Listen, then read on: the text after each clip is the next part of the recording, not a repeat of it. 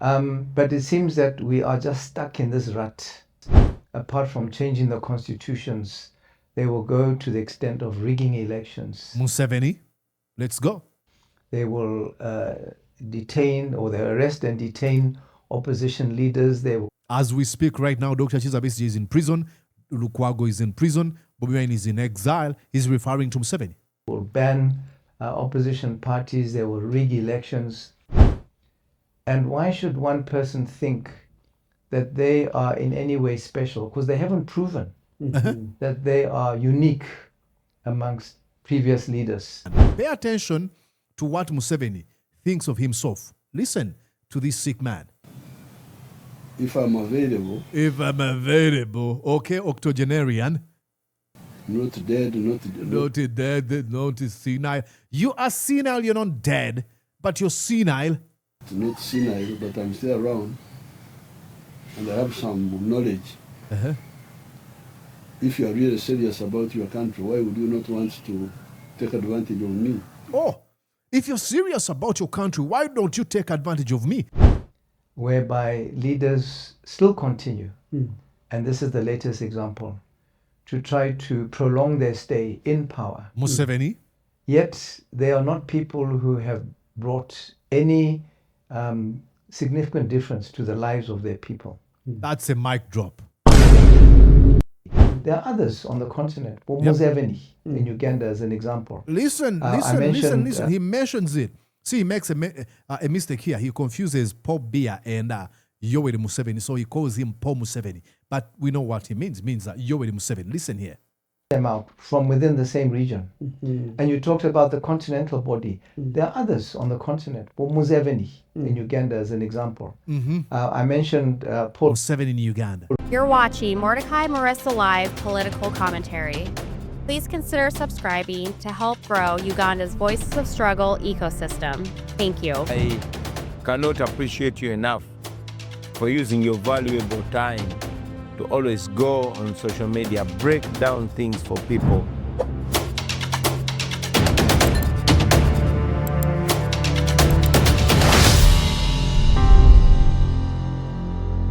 And yes, indeed, ladies and gentlemen, welcome to Mordecai Marissa Live. Exactly. I hope you join us. Please like, share, and comment if you find this content worth sharing. So, here we go. Let's launch this project. Indeed. Ladies and gentlemen, you're going to enjoy this one. Just like you have seen in those snippets of this show, former Botswana President Ian Khama detonated a political bomb, and many believe it exploded right at the Yoweri Kaguta Museveni's doorstep. In this blistering attack on Africa's long-serving rulers, underlying rulers, Khama dismantled the idea that any leader is special or indispensable. He questioned why anyone would believe they alone can save a nation after decades in power without building institutions needed to stand on their own. Pretty common sense. The timing couldn't be more explosive. Let me take you on a mental flight. Many of you who have who don't have some funny memories like mine, you remember just months ago, ahead of the 2026 presidential elections in Uganda, Museveni, the president, tyrant, dictator, thug, told Sky News that Uganda faced enormous challenge and that he was the one person, the only person capable of solving these enormous challenges. Imagine that. How egotistical must you be?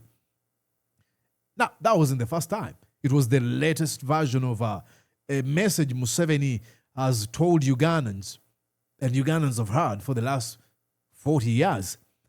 Now, with Khama mentioning Museveni's name, you're going to hear him say Museveni's name, he delivered what you could define as a devastating rebuttal. His remarks strike at the very foundation of Museveni's long-standing held justification for remaining in power.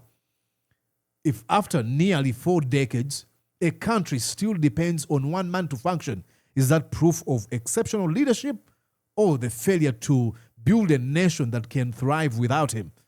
Sounds like a failure to build a nation that can thrive without you. So what we do in this commentary is breaking down Ian Khama's explosive commentaries, why his remarks were sending or sent shockwaves across Africa, and why Museveni's claim that he's the only one who can fix Uganda is facing a firestorm. It is utterly stupid.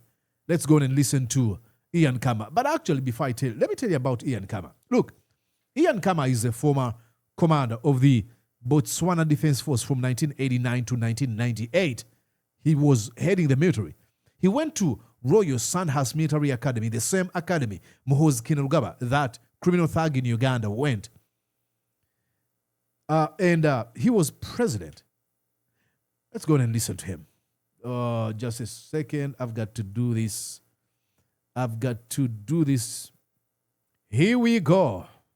You commented on the events that are unfolding in Zimbabwe, whereby we see the current president and his administration, amending the constitution so that he stays in power, 2 more years. Let's talk about that. On this continent, there are those leaders who would adapt bad practices out of purely self-interest. Out of purely selfish interest. Exactly. They never do it for country. Oh, Ugandans want me. Nobody wants you. That one would hope that it would maybe go through a phase and then it would be over. There would be criticism, and those who are coming in would later on realize that, no, this actually is not what we should be doing, and not perpetuate this kind of selfishness going forward. But it seems that we are just stuck in this rut whereby leaders still continue, and this is the latest example, to try to prolong their stay in power. Museveni? Yet they are not people who have brought any significant difference to the lives of their people. That's a mic drop. They've not brought any significance, in any way whatsoever. In power. Yet they are not people who have brought any significant difference to the lives of their people. That's Museveni for you. It is all about themselves. Yep. And those who have done it, you can see in many instances, apart from changing the constitutions, they will go to the extent of rigging elections. Museveni, let's go. They will detain, or they arrest and detain opposition leaders. They will. As we speak right now, Dr. Chizabisi is in prison. Lukwago is in prison. Bobi Wine is in exile. He's referring to Museveni. Will ban opposition parties. They will rig elections, all in order for themselves, thinking, and I've used this expression before, that they are God's gift to their countries. Oh, yeah. And these are leaders who come from countries who have millions of citizens. 50 million people. Museveni still believes he's the only brilliant man. And if he were to leave power, he's thinking of Muhoozi Kainerugaba, his own son. How stupid. And why should one person think that they are in any way special? Because they haven't proven that they are unique amongst previous leaders. Okay, ladies and gentlemen, we're going to have to pause right here. And then I show you a man he's referring to. He's referring to this man. Pay attention to what Museveni thinks of himself. Listen to this sick man. If I'm available. Okay, octogenarian. Not dead, not senile. You are senile, you're not dead, but you're senile. Not senile, but I'm still around. And I have some knowledge. If you are really serious about your country, why would you not want to take advantage of me? Oh, if you're serious about your country, why don't you take advantage of me? Because you're not the only knowledgeable person, and you're senile. There's so many people who are better to serve in that position. But he thinks, oh, but if you're serious, imagine how egotistical, how narcissistic must you be for you to say, if you're serious, you would vote me. Come on.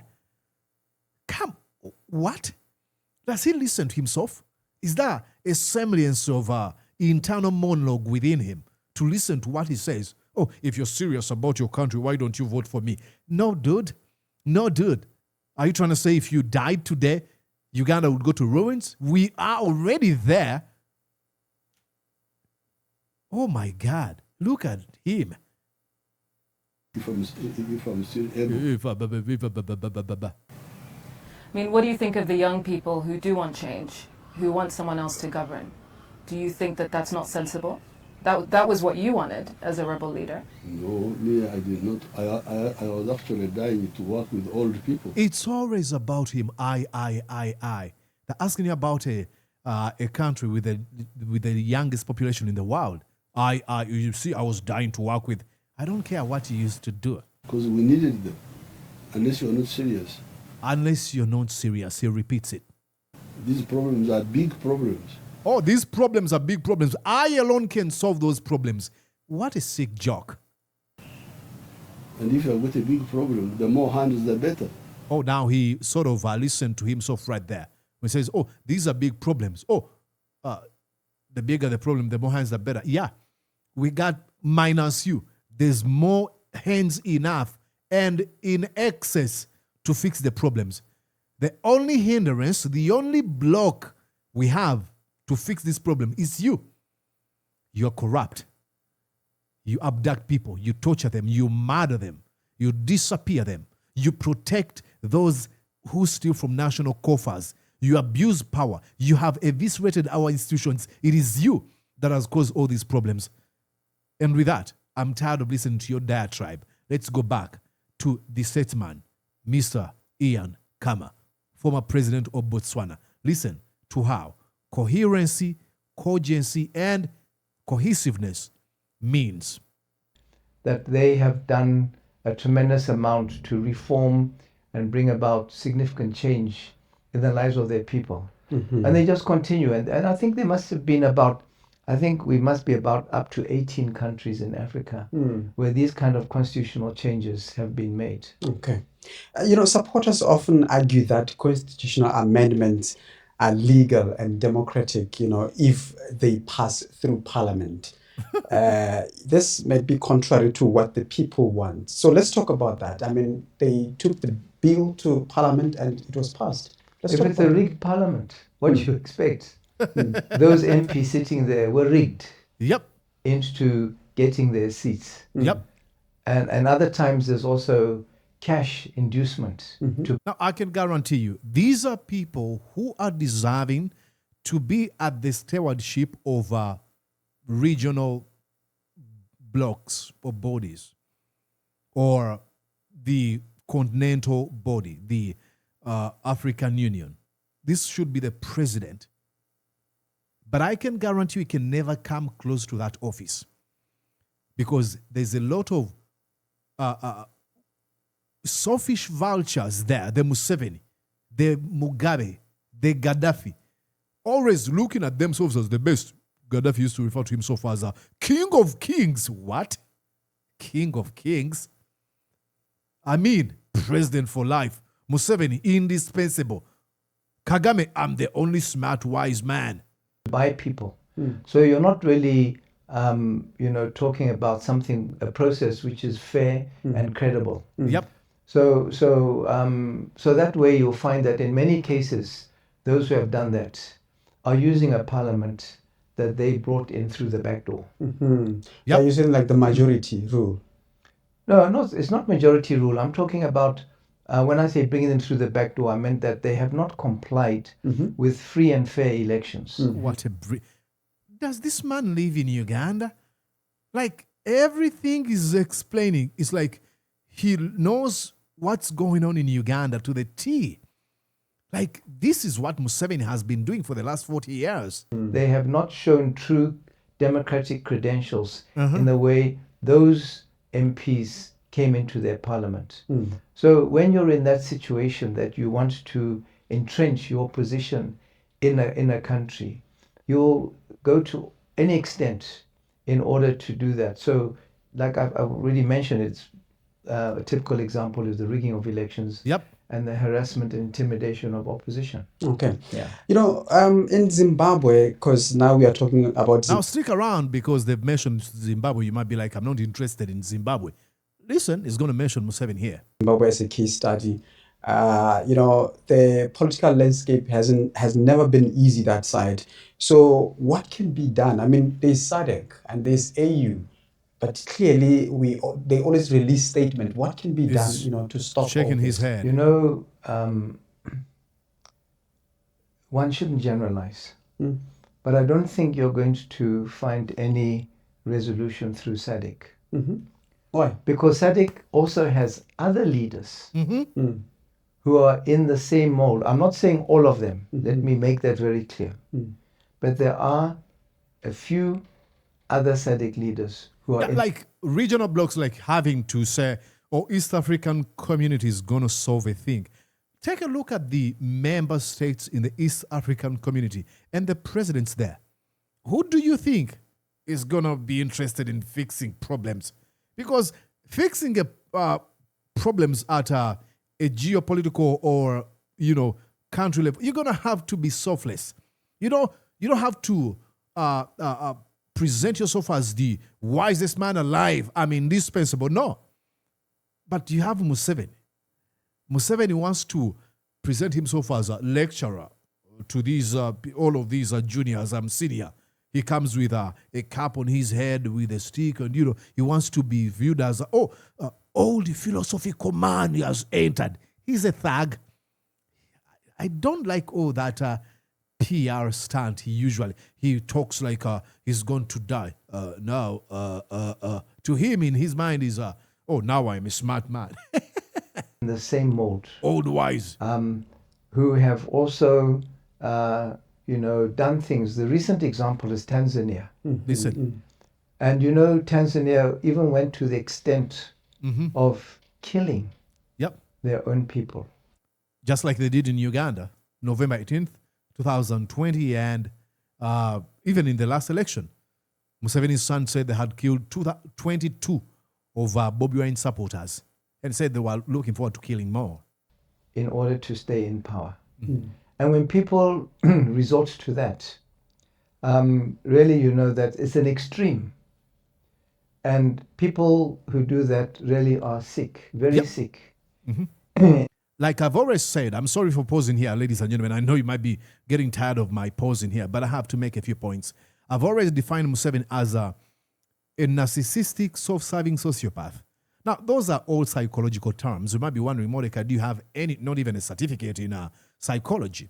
This is my pedestrian diagnosis. But there's something fundamentally wrong, sick, at a psychological level with Museveni. There's no way you can commit all those crimes, visit mayhem onto innocent people, and you go back home and sleep. You are a sick man.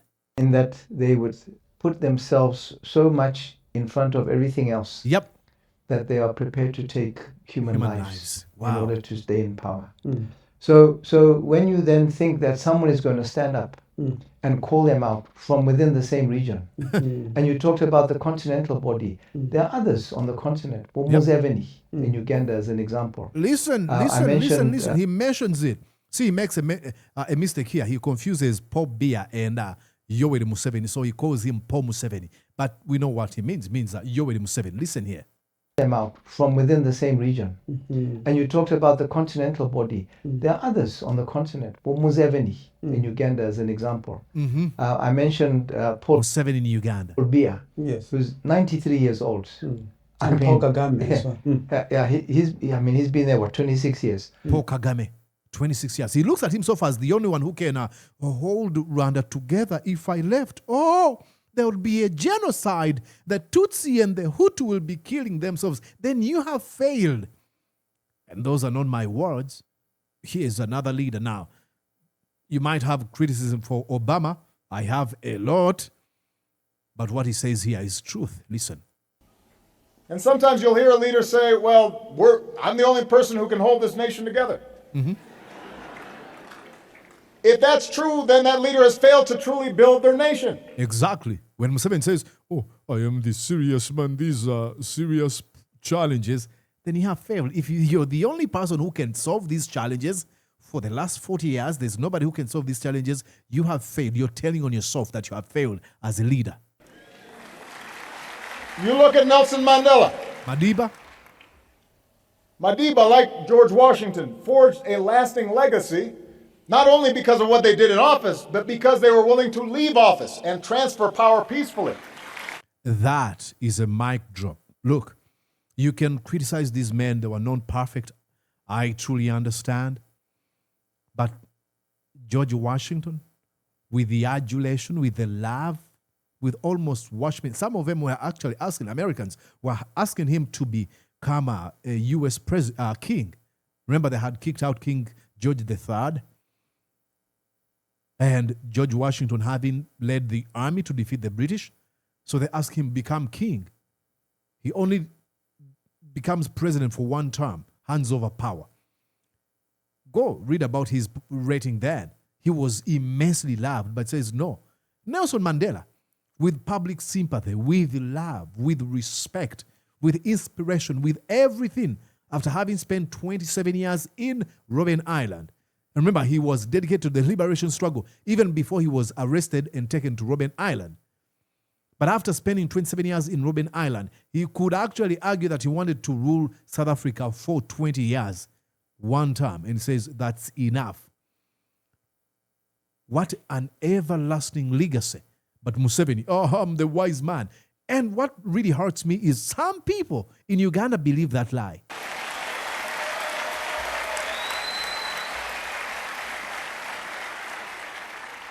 And just as the African Union has condemned coups and illegitimate transfers of power, the AU's authority and strong voice can also help the people of Africa ensure that their leaders abide by term limits and their constitutions. Well, they're just clapping for nothing. That's why I told you AU is a complete scam. You know, I hate this tendency where we blame the West for everything. Oh, it is the white man. It's those people, they want to control us. They want to colonize us. Okay, I don't care. If we're going to talk about colonization, I don't care who colonizes me. Why do you think you have a right to be the one to colonize me? Can I have a right to decide my colonizer? I don't care. If I'm going to die in colonialism, then I don't care. Whether it's a Germany, whether it's a Turk, whether it's an Englishman or an African. But I would rather choose not to be colonized by you. We all attribute our problems as a country to the West. No. The West are not telling Museveni to kill his own people. No, absolutely not. The West are not telling Museveni to rig the election. Absolutely not. So, thank you so much, President Ian Khama. How I wish I can have a conversation with this gentleman. What a statesman. Hey, if you're from Botswana and you're watching this video, tell President Ian Khama we have so much respect for him. We love him. And Mordecai Murisa would like to have a debate. Not a debate, an interview with him. Will that come to fruition? You never know. It's out there. I don't have any connections in Botswana. But who knows? I might be having to fly to Botswana one of these days. What a man. My name is Mordecai Murisa. Let me know what you think down in the comment section, and I'll be back here soon. Bye-bye. Did you enjoy what you just watched? I'm sure they did. I'm going to guess that you did. How about you consider subscribing to Mordecai Marissa Live YouTube channel? Thank you.